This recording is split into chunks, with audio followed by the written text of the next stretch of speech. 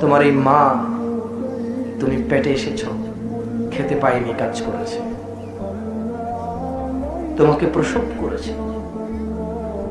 ওই মা যার কথা শুনে তুমি ভ্রুক্ষেপ করো না, যে তোমাকে কিছু বললে তুমি মর্যাদা দাও না, যে তোমাকে না করলে শোনো না, আদেশ করলে মানো না।